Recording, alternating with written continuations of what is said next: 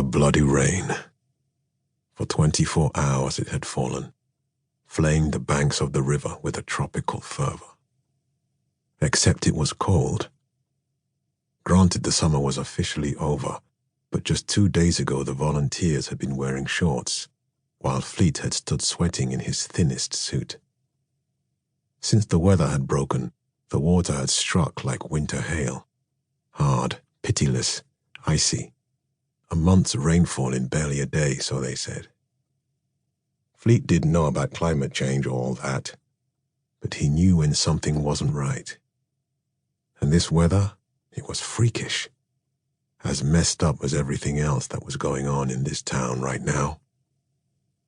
He paused in the doorway of his hotel to light a cigarette, taking almost as much pleasure from the brief burst of warmth as he did from the nicotine itself. He exhaled a cloud of smoke that was immediately doused by the tumbling rain, then took 2 more drags and tossed the cigarette into the gutter, knowing it would be ruined anyway the moment he stepped into the torrent. "That's 50p down the drain right there," said a voice inside his head, his wife Holly's unmistakably, and Fleet felt a pang from somewhere in his gut. It was like an ulcer, this constant twinge, and he hadn't yet found a way to stop it hurting. He thought of home. Was it raining like this there, he wondered? Because it felt biblical, as if he were to get into his car and drive the 3 miles to the parish limits, would he find himself confronting a ring of blue sky, a rainbow bridge to the world outside. "You, heavens above, rain down my righteousness." What was that, Genesis? Isaiah? The quote came unbidden, as powerfully evocative as a familiar smell, and it made him want to light another cigarette. Detective Inspector Fleet. Just as he'd been about to dash towards his company insignia, Fleet turned. It was the hotelier, a woman in her late 40s, to whom Fleet had taken an instant dislike on first meeting her, only to later reverse his opinion completely. She dressed primly, rarely smiled, and wore her hair in a skin-stretching bun.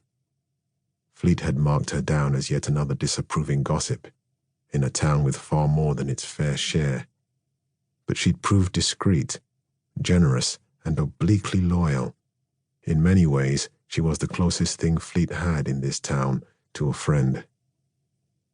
"There's a call for you," said Anne, as she pointed over her left shoulder. Her expression was apologetic. She was familiar enough now with Fleet's business to know the news he received was never good. Fleet checked the screen of his mobile. There were no missed calls, but there was also no reception. The entire town was pocked with dead spots, which seemed as appropriate an analogy as any. He followed Anne back inside.